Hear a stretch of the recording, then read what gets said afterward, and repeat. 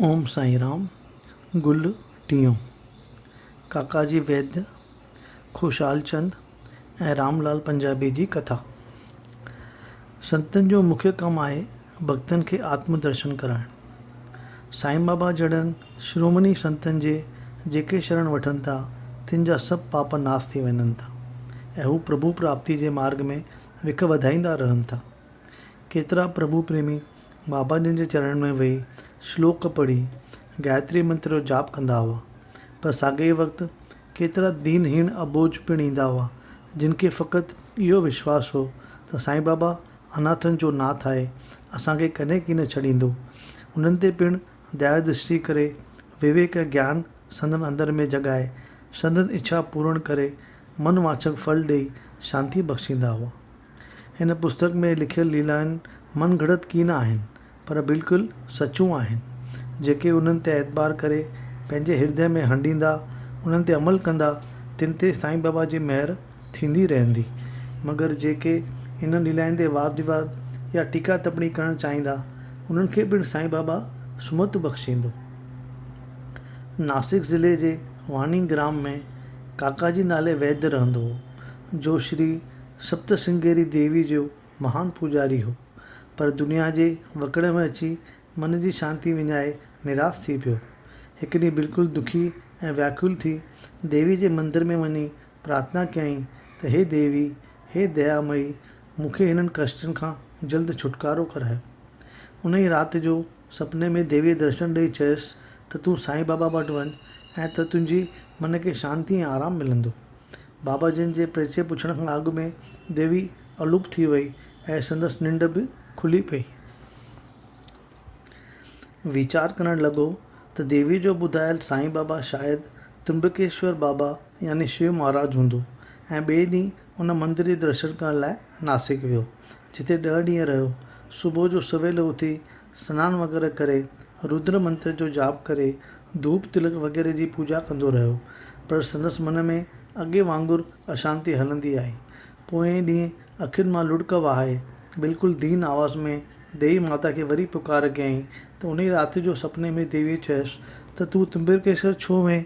मां तोखे शिरडी वारे समर्थ साईं बाबा लाइ चयो हो, उते वञ। हाणे काकाजी लाइ वरी मूंखे सुवाल इहो पैदा थियो त शिरडी में कॾहिं वञी लाभ प्रायां। भॻवानु उन्हनि शख़्सनि खे संतनि सां मिलाप कराईंदो आहे जेके संतनि जे दर्शन करण लाइ बिल्कुलु आतुर हूंदा आहिनि, यानी तड़पंदा रहंदा आहिनि। संतनि ऐं भॻवान में को भेद न आहे। भॻवान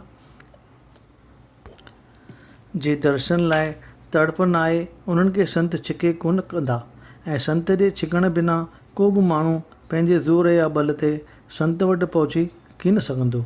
जिज्ञासु जे दिलि में जेतिरी घणी ऐं तिखी तड़फ हूंदी, ओतिरो जल्द हिन जी मनोकामना पूरी थींदी।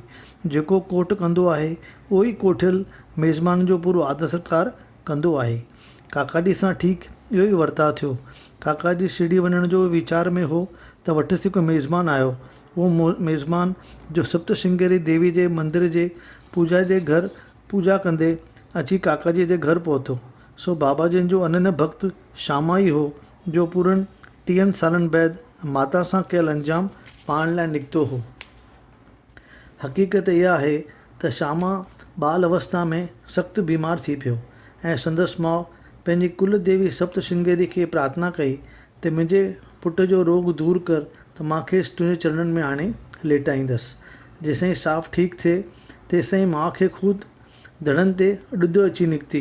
हिन वरी प्रतिज्ञा कई त हे देवी, मुंहिंजी ॾुध दूर कर त मां तोखे रूपा भर थण भेटा चाढ़ींदसि। परमात्मा जे हुकुम मूजिबि जॾहिं हूअ मौत जे वेझो अची पहुती, तॾहिं श्यामा खे सॾे चयईं त मूं बि वचन देवी सां जेके कया हुआ उन जी पालना तूं ज़रूरु कजि। इहे ॿई प्रतिज्ञाऊं ॿुधाए एकदमि प्राण ॾिनई।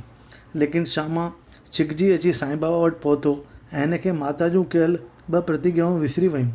शिरडी में जॾहिं हिकु मशहूरु जोशी आयो त श्री बोटी साहिबु ऐं ॿियनि हिन खे पंहिंजा हथ ॾेखारिया ऐं सुवाल पुछिया त सभिनी खे जोशी जूं ॻाल्हियूं सचियूं लॻियूं, जंहिं करे जोशी सॼो सारो महीनो रही पियो।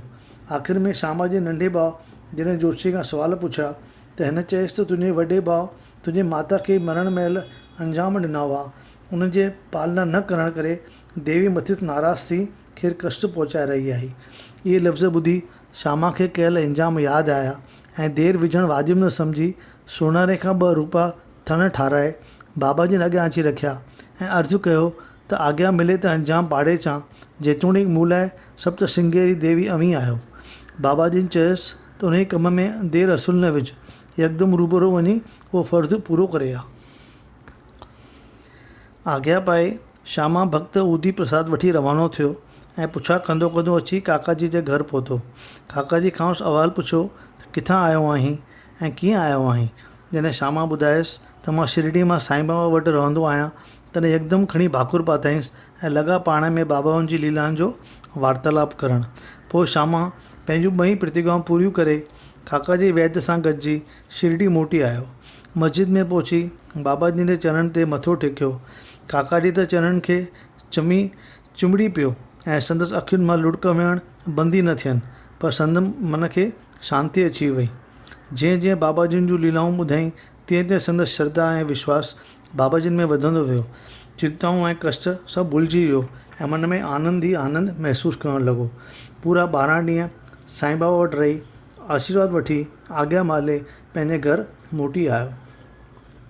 किन जो चवणु आहे त प्रातःकाल वारा सपना घणो करे जागृत अवस्था में सचा साबित थींदा आहिनि, पर संतनि ऐं बाबा जिन जहिड़नि महात्माउनि लाइ का पाबंदी न आहे। बाबा जिन हिकु भेरे 3 पहरनि जे वक़्तु काका साहिब खे चयो त टांगो करे राहता ॻोठ मां ख़ुशाल चंद खे वठी अचो, छो त केतिरनि ॾींहंनि खां हिते कोन आयो आहे। राहता में पहुची काका साहिब ख़ुशाल चंद खे ॿुधायो त बाबा जिन जे चवण ते तोखे वठणु आयो आहियां। ख़ुशाल चंद वरी मोटे में चयो त अॼु मंझंदि जो भोजन खां पोइ आराम करण लाइ लेटी पियुसि त अखि लॻी वई त ॾिठुमि त बाबा जिन चवनि था त शिरडी में जल्दी अचु, पर घोड़े जो बंदोबस्तु न थियण करे मूं पंहिंजे पुट खे बाबा जिन वटि सूचना ॾियण लाइ मोकिलियो। अवी जॾहिं हिन ॻोठ जे हद ते पहुता तॾहिं अव्हां खे टांगे में ॾिठाई ऐं अव्हां सां मोटी आयो आहे। बसि पोइ त काका साहिब ऐं ख़ुशाल चंद 2 टांगे में चढ़ी अची शिरडी पहुता ऐं बाबा जा चरण चुमी 2 गदगद थिया। मुंबई में रहंदड़ पंजाबी ब्राह्मण रामलाल खे बाबा जन हिकु महंत जे रूप में दर्शन ॾेई चयो त शिरडीअ में वञ। हिन खे सम्झ में न आयो त कंहिं वटि वञा। उन ई ॻणतियुनि में हो त उन ॾींहुं संध्या जे महिल रस्ते ते पंधु करे रहियो हो त हिकु दुकान ते बाबा जिन जो टंगियल फ़ोटो ॾिठाई। दुकान वारे खे एकदमि मनी पुछाईं त हीउ फ़ोटो कंहिंजो आहे। हिन ॾसु पतो ॾेई चयसि त इहो समर्थ साईं बाबा शिरडी में रहंदो आहे। पूरे पते मिलण ते ब्राह्मण रामलाल शिरडी में आयो ऐं जिते हयारी भर रहियो पियो। ओम साईं राम। गुल टियों पूरो थियो।